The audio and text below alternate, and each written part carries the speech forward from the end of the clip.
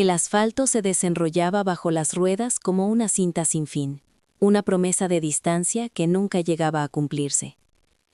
La noche era un océano de tinta, y la cabina del camión, una pequeña isla de luz y ruido monótono. Llovía, gotas gruesas que se estrellaban contra el parabrisas, y que los limpiaparabrisas barrían con un ritmo hipnótico y cansado, el único compás que medía el paso de las horas.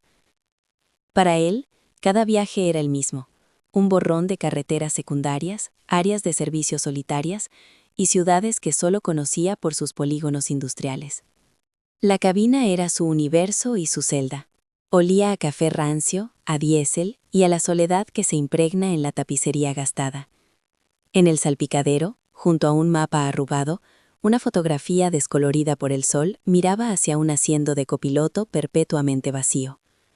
Sus manos, ásperas y agrietadas, se aferraban al volante con una fuerza que ya no era consciente, un gesto mecánico forjado por miles de kilómetros.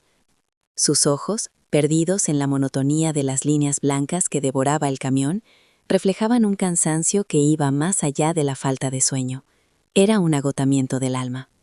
No era solo carga lo que transportaba de una ciudad a otra. Arrastraba el peso invisible de los ayeres, un remolque fantasma enganchado a su memoria.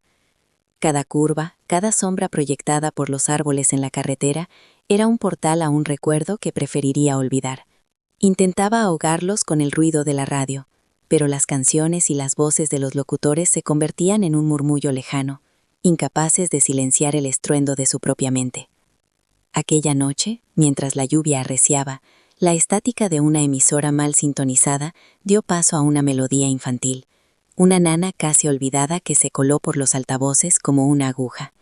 Un eco de risa cristalina resonó en su cabeza, tan nítido y real que giró la cabeza instintivamente, esperando ver a alguien a su lado. Pero solo estaba el vacío. El corazón le martillaba en el pecho, un tambor de pánico contra el zumbido del motor. El aire en la cabina se volvió denso, irrespirable.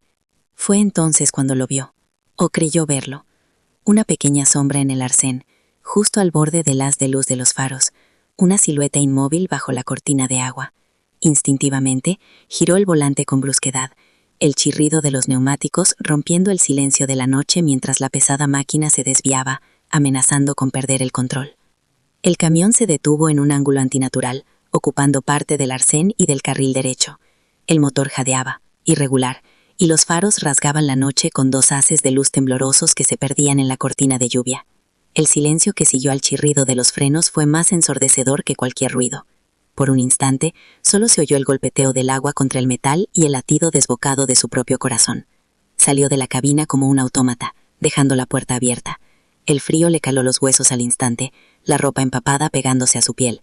El mundo se había reducido a ese pequeño tramo de asfalto mojado y a la pregunta que se ahogaba en su garganta. No había nada. El haz de luz de los faros solo iluminaba la carretera vacía y el bosque oscuro que la flanqueaba. No había ninguna silueta, ningún cuerpo, ninguna señal de que alguien hubiera estado allí. Cayó de rodillas sobre el asfalto áspero y frío, sin importarle el dolor ni el agua que se filtraba por sus pantalones. El aire se escapó de sus pulmones en un sollozo seco y desgarrador. No había nadie. Nunca lo hubo. La sombra en la carretera era la misma que vivía en su cabeza, la misma que se sentaba en el asiento del copiloto en cada viaje. La nana, la risa, la figura inmóvil bajo la lluvia. No eran fantasmas de la carretera, eran los suyos. Durante años había creído que huía, que cada kilómetro lo alejaba más de aquel día. Pero en ese momento, arrodillado en medio de la nada, comprendió la terrible verdad. No estaba huyendo, estaba atrapado en un bucle infinito, conduciendo en círculos alrededor de una tumba invisible que él mismo había cavado en su memoria. La carretera no era una escapatoria, era la jaula, y él mismo era su carcelero.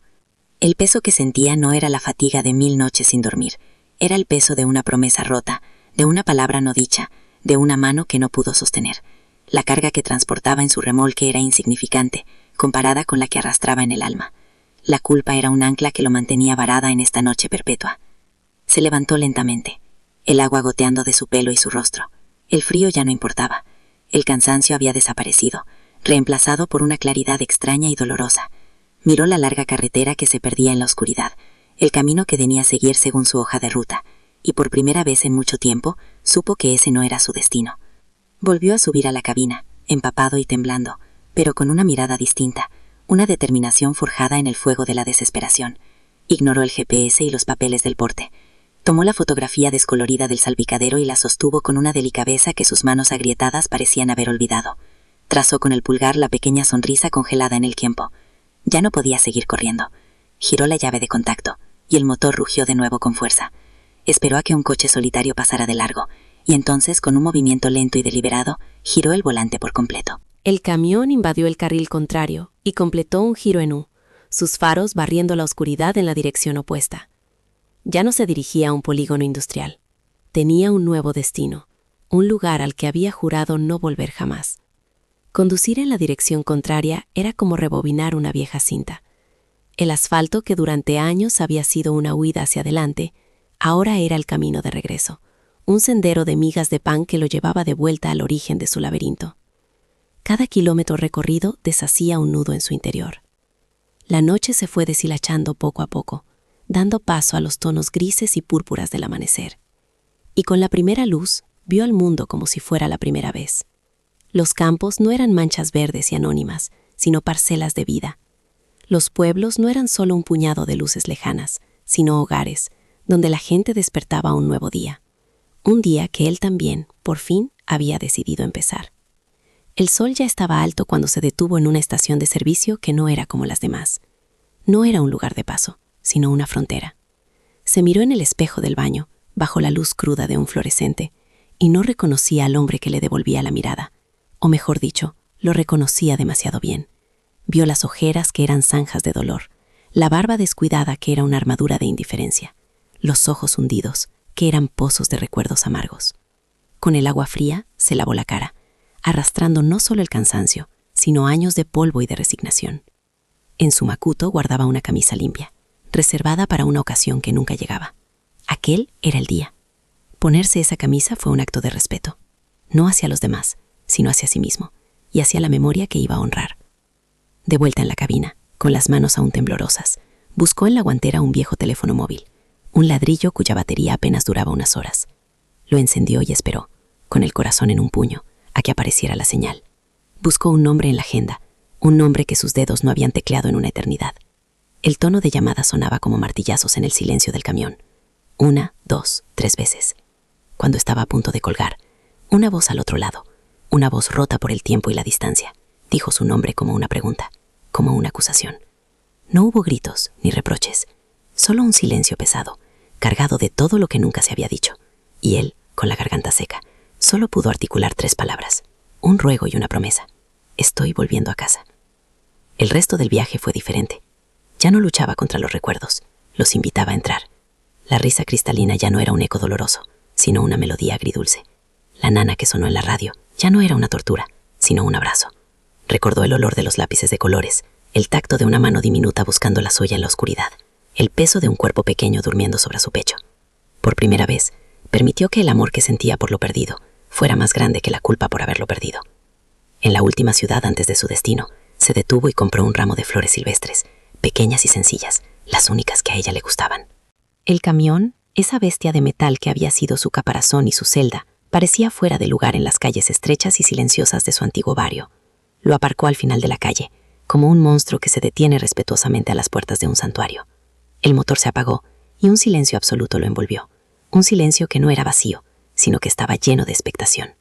Cogió las flores del asiento del copiloto. Cada paso que daba sobre la acera familiar era un terremoto en su alma. Se detuvo frente a una pequeña casa, con un jardín descuidado, la pintura de la puerta descascarillada por el sol y la lluvia, congelada en el tiempo, igual que él. La valla de madera blanca seguía rota en el mismo sitio. Subió los 3 escalones del porche, el crujido de la madera sonando como un disparo en la quietud de la tarde. Levantó la mano, el ramo de flores temblando en su agarre. Su puño se detuvo a 1 centímetro de la puerta, suspendido en ese instante infinito que separa el pasado del futuro, el dolor de la posibilidad de sanar. El aire contuvo la respiración en ese milímetro de espacio que separaba sus nudillos de la madera vieja. Y entonces golpeó, no con la fuerza de la desesperación, sino con la suavidad de una pregunta susurrada. El sonido fue absorbido por la quietud de la tarde, y por un momento pensó que nada ocurriría, que la casa, como su vida, se había quedado vacía. Pero entonces oyó el eco de unos pasos lentos en el interior, el chirrido de una tarima que conocía de memoria. La cerradura giró con un chasquido metálico, un sonido que partió en dos el silencio y su alma. La puerta se abrió, y allí estaba ella. El tiempo había dibujado nuevos mapas en su rostro, surcos de preocupación alrededor de unos ojos que, a pesar de todo, seguían siendo el único hogar que él había conocido. No hubo sorpresa en su mirada, ni ira, solo un cansancio profundo, el agotamiento de quien ha esperado tanto tiempo que ya ha olvidado qué es lo que espera. Sus ojos se posaron en las flores silvestres que temblaban en la mano de él, y luego volvieron a su rostro, buscando al hombre que se fue, encontrando los restos de un náufrago. Él no dijo nada. Las palabras que había ensayado durante cientos de kilómetros se desvanecieron como el humo. Solo pudo extender la mano, ofreciendo el humilde ramo. Ella lo miró durante una eternidad, y después, con un gesto lento, casi ceremonial, lo aceptó. Sus dedos se rozaron, un contacto fugaz que envió una descarga eléctrica a través de años de distancia y silencio. Ella no sonrió, pero algo en la tensión de sus hombros se relajó. Se hizo a un lado, dejando el paso libre. Y él, por primera vez en una década, cruzó el umbral de su propia casa. El interior olía a polvo y a recuerdos, a la vida que había seguido sin él. Todo estaba igual, pero diferente. Los muebles, cubiertos por sábanas blancas como fantasmas dormidos. En la repisa de la chimenea, una fotografía. La misma niña de la sonrisa congelada, pero en otro marco, junto a otras fotos que él nunca había visto. No había reproches en el aire, solo el peso de las preguntas no formuladas. Ella se movió hacia la cocina, y él la siguió. El silencio entre ellos no era un vacío, sino un puente frágil, que ambos tenían miedo de cruzar, pero también de abandonar. Se sentaron a la mesa, la misma donde habían compartido desayunos y planes. Ella puso las flores en un vaso de agua, un pequeño estallido de color en la penumbra de la casa. Y entonces habló, su voz un poco ronca por el desuso de su nombre. Me preguntaba si volverías algún día. Él levantó la vista del grano de la madera y la miró a los ojos. Me perdí, le dijo, con una sinceridad que le arañó la garganta.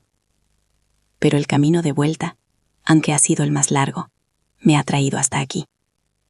No hubo un perdón inmediato, ni un abrazo que borrara el pasado. La redención no es un relámpago, es una llovizna lenta que cala poco a poco la tierra seca. Su nueva realidad comenzó esa tarde, quitando sábanas de los muebles, abriendo ventanas para que corriera el aire, dejando que la luz entrara en las habitaciones oscuras. Su viaje ya no se medía en kilómetros de asfalto, sino en los pequeños pasos que daba dentro de aquellas 4 paredes.